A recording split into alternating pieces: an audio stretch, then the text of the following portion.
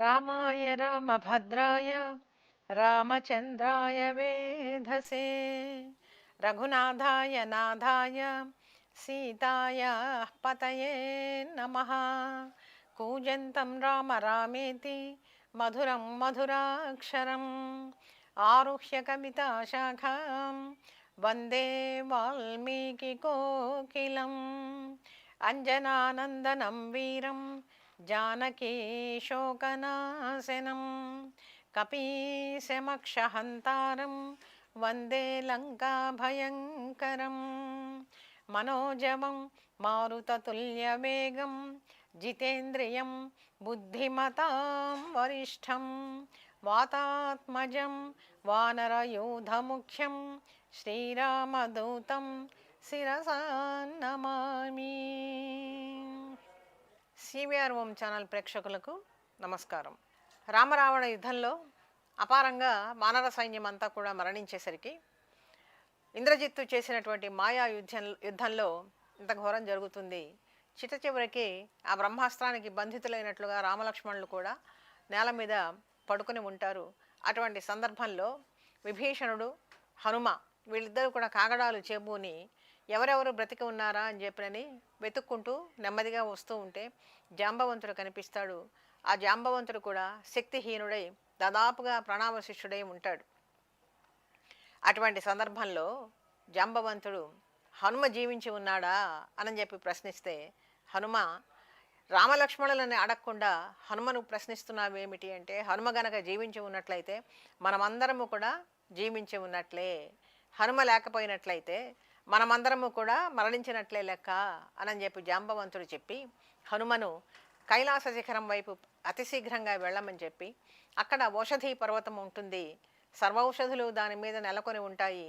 అందులో ముఖ్యంగా 4 ఔషధులు మృత సంజీవని, సంధానకరణి, విశల్యకరణి, సౌవర్ణకరణి, సంధానకరణి అనేటువంటి ఈ 4 మూలికలని కూడా తీసుకుని వచ్చి మమ్మల్ని అందరినీ కూడా నీవు రక్షించవలసింది అని చెప్పి జాంబవంతుడు కోరిన కోరిక మేరకు అమితమైనటువంటి విద్యుద్వేగంతో మహాకాయాన్ని పెంచినటువంటి హనుమ మళ్ళీ తిరిగి సముద్రాన్ని అవలీలగా లంఘనం చేసి ఎక్కడో ఉండేటువంటి ఆ కైలాస శిఖరాన్ని చేరి అక్కడ ఆ ఔషధీ పర్వతాన్ని గమనిస్తాడు. అయితే ఔషధులన్నీ కూడా ఎవరో పరాయివాడు వచ్చాడు అని చెప్పి తమ శక్తిని తమ కాంతిని కూడా తగ్గించుకొని అధోముఖంగా ఉంటాయి. అప్పుడు రామకార్యంలో మీరు సహాయపడరా అని చెప్పి కోపించినటువంటి మారుతి ఆ సంజీవని పర్వతాన్ని మొత్తాన్ని కూడా పెకలించుకొని తీసుకుని వస్తాడు. ఆకాశంలో హనుమ ఆ విధంగా ప్రయాణం చేస్తూ ఉంటే ఇద్దరు సూర్యులు ఒకేసారి ప్రకాశిస్తూ ఉన్నారా ఆకాశంలో అన్నంత దివ్యమైనటువంటి తేజస్సుతో ప్రకాశిస్తూ వస్తూ ఉన్నాడు హనుమ. మిగిలినటువంటి లోకంలో ఉండేటువంటి వాళ్ళంతా కూడా లోకాలన్నీ కూడా కంపించిపోయినాయి. ఆ ఋషులు, మహర్షులు, తర్వాత కొంతమంది దేవతాగణము వీళ్ళందరూ కూడా హనుమకు ఆశీర్వచనాలు అందించారు. ఆ గాలి తగలంగానే వానర సైన్యం అంతా కూడా తిరిగి పునరుజ్జీవితులుగా తయారైనారు. వాళ్ళందరి గాయాలు కూడా మానిపోయినాయి. అందరూ మళ్ళీ తిరిగి అధికమైనటువంటి ఉత్సాహంతో సమరోన్ముఖంగా సాగిపోతూ ఉన్నారు. ఈ విధంగా హనుమ యొక్క ప్రాణ రక్షణ అనేటువంటిది, హనుమ ఎంతమందికి ప్రాణదానం చేశాడు, ప్రాణత్రాత, అభయ ప్రదాత. హనుమను గనక స్మరించుకుంటే నెరవేరనటువంటి కార్యాలు లేవు, నెరవేరనటువంటి కృత్యాలు లేవు. చిట్ట చివరికి మృత్యుముఖంలో ఉండేటువంటి వాళ్ళు కూడా హనుమను స్మరించినా ఆయన అదృశ్యంగా వచ్చి ఏదో ఒక రకంగా రక్షణ కల్పిస్తాడు అనేటువంటి ఒక నమ్మకాన్ని ఈ ఘట్టాలన్నీ కూడా మనకి రామాయణంలో వివరించి చూపిస్తూ ఉన్నాయి. ఒక్కసారి సంజీవని పర్వతం తేవటమే కాదు, 2 సార్లు తీసుకుని వస్తాడు హనుమ. ఇది ఎప్పుడు అంటే యుద్ధం చాలా తీవ్రంగా జరుగుతుంది, అందరూ కూడా మరణిస్తారు. రావణుడి పక్షాన ఉండేటువంటి మహావీరులంతా కూడా అందరూ మరణించిన తర్వాత చిట్ట చివరగా రావణాసురుడు ఒక్కడే మిగులుతాడు. ఇటుపక్క వానర సైన్యం అంతా కూడా జీవించే ఉన్నది. ఇంకా మహావీరుడైనటువంటి రావణుడు యుద్ధంలోకి వచ్చేసరికి రాముడే స్వయంగా యుద్ధానికి దిగాడు. రాముడు యుద్ధానికి దిగే అంటే సమానమైనటువంటి యోధులు కాబట్టి రాముడే స్వయంగా యుద్ధంలోకి దిగితే రాముడిని కూడా అనేక బాణాలతో తీవ్రంగా గాయపరుస్తూ ఉంటాడు. అయినా సరే రాముడు వాటిని లెక్క చేయకుండా యుద్ధం చేయటానికి సంకల్పించినప్పుడు లక్ష్మణుడు అన్నను వారించి, రామచంద్రుడిని వారించి, నేను చాలు వీడిని సంహరించడానికి, రామచంద్ర నీ దాకా అక్కరలేదు, నేను యుద్ధం చేస్తాను అని చెప్పి ఆయన ముందుకు వస్తాడు రావణాసురుడితో యుద్ధం చేయటానికి. అంతకుముందు విభీషణుడి మీద చాలా తీవ్రమైనటువంటి పదునైనటువంటి ఆయుధాన్ని ప్రయోగిస్తే లక్ష్మణుడు దాన్ని ముక్కలు ముక్కలుగా చేస్తాడు మధ్యలోనే తన బాణ ప్రహారం చేత.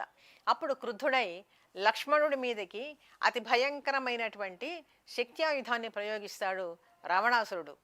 ఆ శక్త్యాయుధం ఎంత భయంకరంగా ఉన్నది అంటే, ఇత్యేవ ముక్తాతాం శక్తిం అష్టఘంటాం మహాస్వనాం మయేవ మనస మయేన మాయా విహితాం అమోఘం శత్రుఘాతిని.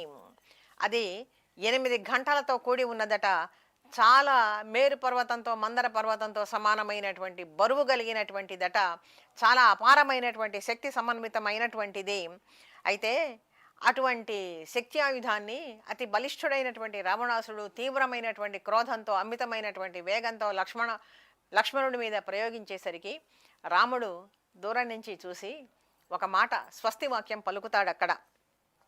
స్వస్త్యస్తు లక్ష్మణాయేతి మోఘాభవ హతోద్యమా. ప్రాణహనన శక్తిని హరించుగాక ఈ ఆయుధము అని చెప్పి రామచంద్రుడు లక్ష్మణుడికి స్వస్తి వాక్యం పలుకుతాడు. అయితే అంత దివ్యమైనటువంటి శక్తిమంతమైనటువంటి ఆయుధము లక్ష్మణుడి యొక్క గుండెల్లోకి నేరుగా వక్షస్థలంలోకి దిగిపోయింది. దిగిపోతే లక్ష్మణుడు కింద పడిపోతాడు. ఆ ఆయుధంతో సహా ఆయుధం లక్ష్మణుడి వక్షస్థలంలో నుంచి భూమిలోకి కూడా కూరుకుపోతుంది. ఎంతోమంది వానర వీరులంతా, బలిష్ఠులైనటువంటి వానర వీరులంతా కూడా ఆ లక్ష్మణుడి వక్షస్థలంలో నుంచి భూమిలోకి కూరుకుపోయినటువంటి ఆయుధాన్ని పెకలించాలి అని చెప్పి చూశారు. వాళ్ళకి వల్ల కాలేదు. మహాసర్పం ఏ విధంగా గిలగిలా కొట్టుకుంటూ ఉంటుందో ఆ విధంగా కొట్టుకుంటూ ఉన్నాడు లక్ష్మణుడు ఆ శక్తి ఆయుధం యొక్క బాధ చేత.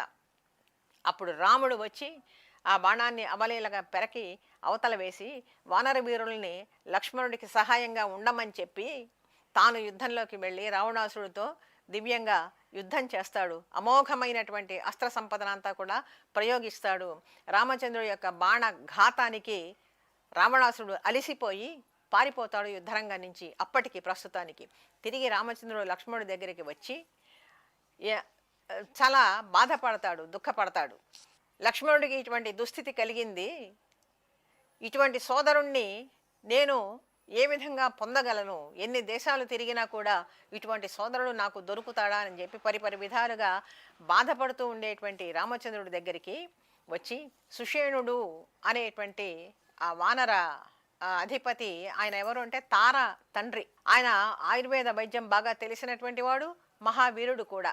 లక్ష్మణుడికి దగ్గరగా వచ్చి లక్ష్మణుడు మృతుడు కాలేదు, రామచంద్ర జీవించే ఉన్నాడు అని కొన్ని లక్షణాలు ఆయన దగ్గరగా వచ్చి చెప్తారు. లక్ష్మణుడిని పరికించి చూస్తూ నమృతోయం మహాబాహో లక్ష్మణో లక్ష్మీవర్ధన నాస్య వికృతం వక్త్రం నాపి శ్యానం నిష్ప్రభం.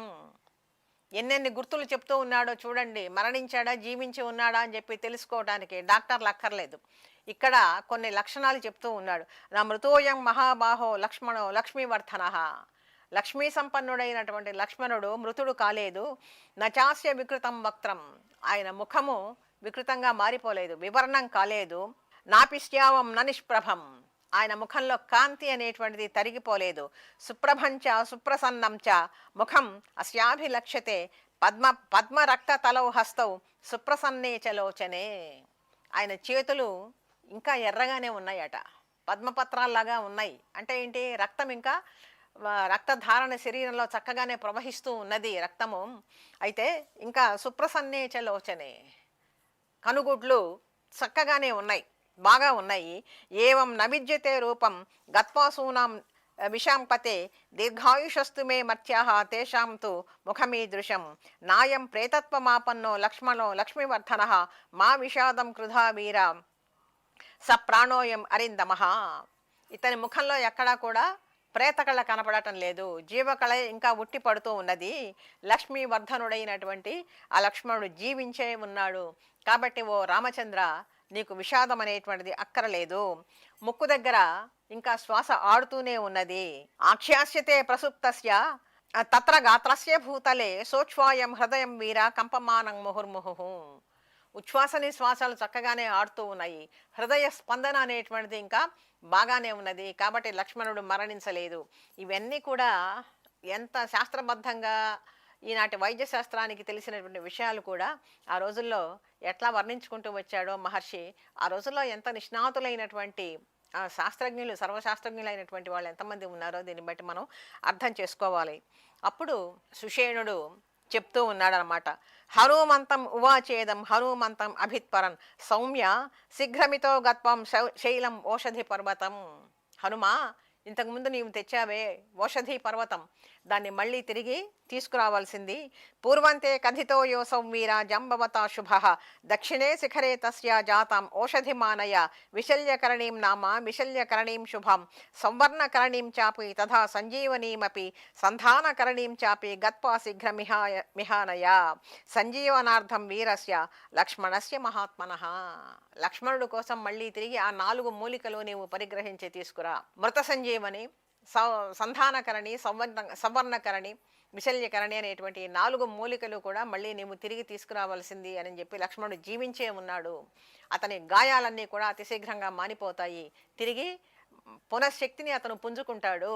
మళ్ళీ శీఘ్రంగా తిరిగి ఉత్సాహాన్ని, శక్తిని, ఆ యుద్ధం చేయడానికి తగినటువంటి శక్తిని కూడా లక్ష్మణుడు తప్పనిసరిగా పుంజుకుంటాడు అని చెప్పాడు సుషేణుడు. వెంటనే వాయువేగంతో ఈ హనుమ అక్కడికి బయలుదేరి వెళ్ళి ఆ ఓషధి పర్వతాన్ని మళ్ళీ తీసుకుని వచ్చాడు.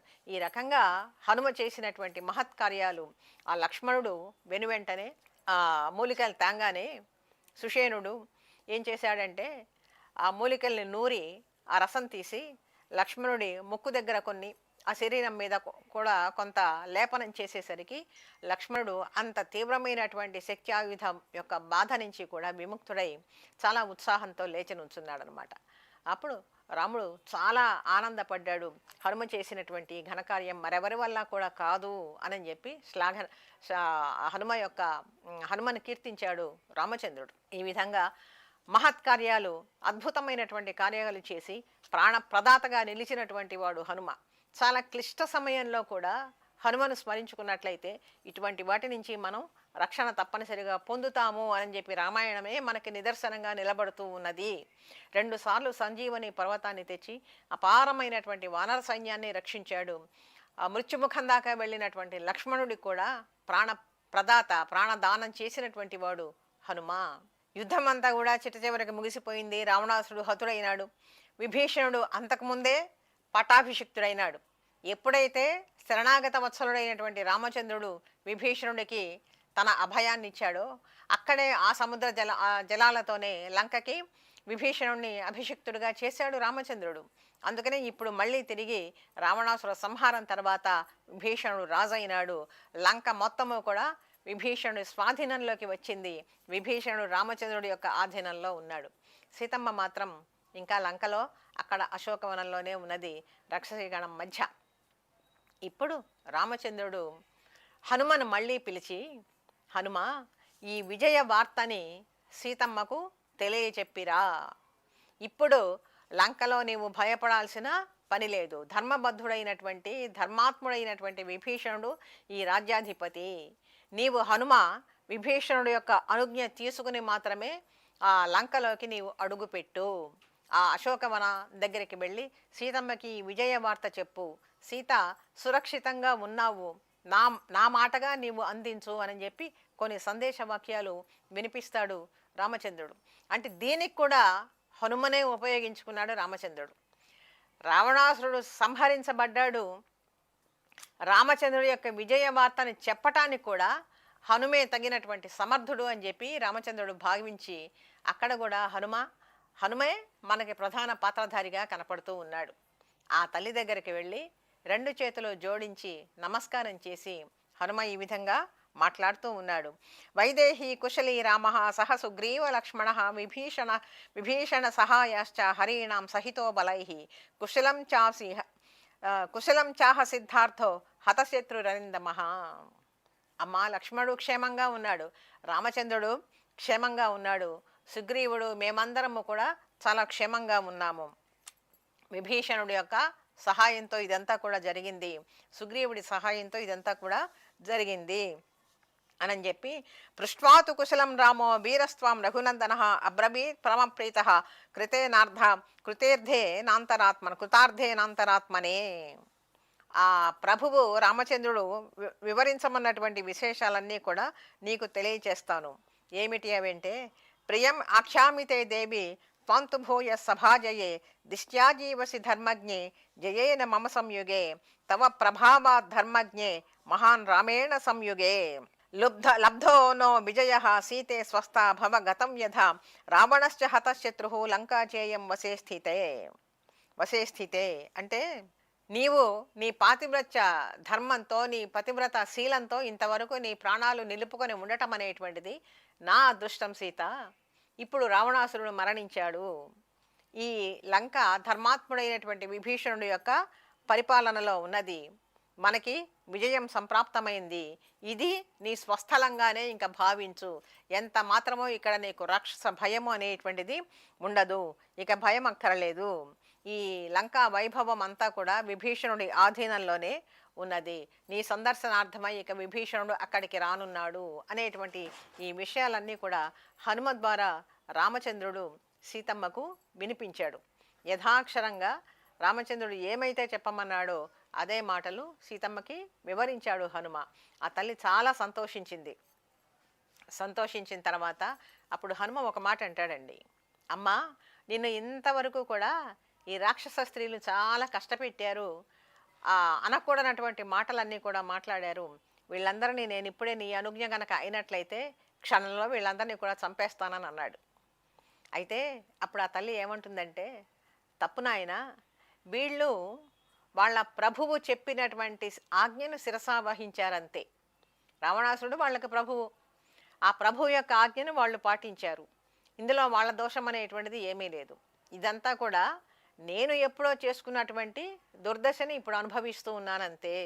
కాబట్టి నీవు వాళ్ళని ఎవరిని కూడా హింసించాల్సినటువంటి పని లేదు అని చెప్పి, ఎంత గొప్ప మనస్సు సీతమ్మది చూడండి. తల్లి మనస్సు, మాతృవాత్సల్యమంతా కూడా అంత దుర్మార్గంగా తనని హింస పెట్టినా కూడా రాక్షస స్త్రీలు వాళ్ళందరినీ కూడా క్షమించి వదిలేయమని చెప్పి ఆ తల్లి చెప్పింది. అప్పుడు ఆమెను విభీషణుడు కూడా అక్కడికి వస్తాడు.